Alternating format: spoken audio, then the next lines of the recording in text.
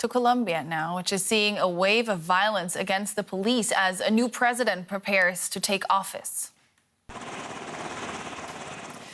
At least 25 officers have been killed so far this year. Dozens more have been injured in attacks using firearms and explosives. Colombians have mourned the dead individuals nationwide. Officials say the powerful Gulf Clan drug cartel is behind most of the murders and may even be offering rewards for targeting security forces. Well, let's go to DW's Johan Ramirez in Bogota for more. Johan, what's behind these attacks? The government says that behind these attacks is the Clan del Golfo, the Gulf Clan. This is the major criminal organization of the country, one of the biggest drug gangs in Latin America.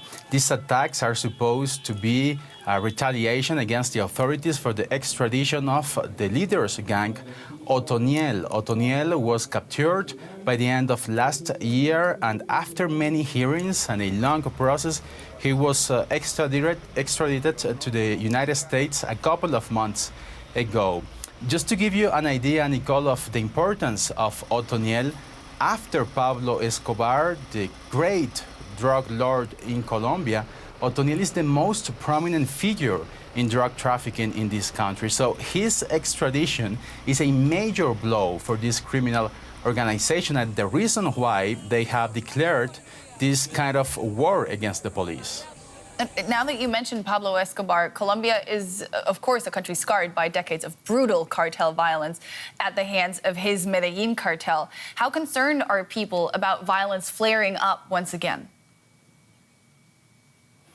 It's hard to imagine, Nicole, but here in Colombia, people are just used to live with violence. Let's remember that the country went through a civil war that lasted more than 50 years. So violence has become a kind of a part of a daily life in the country.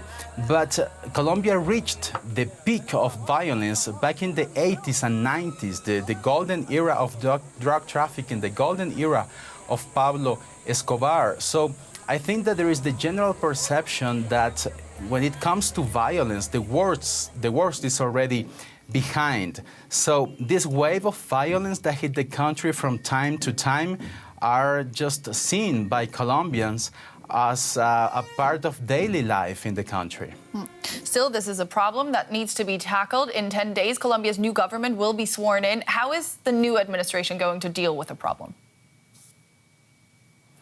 The good news for the next government is that this Clan del Golfo, the biggest criminal organization of the country, with other 30 criminal gangs, released a letter last week proposing a peace accord to the next administration of Gustavo Petro. They are proposing to stop every criminal activity, to hand over their weapons in exchange of pardon and guarantees of non-prosecution. So this could open the door for a negotiation for a peace accord between the state and these criminal organizations, but we cannot take it for granted.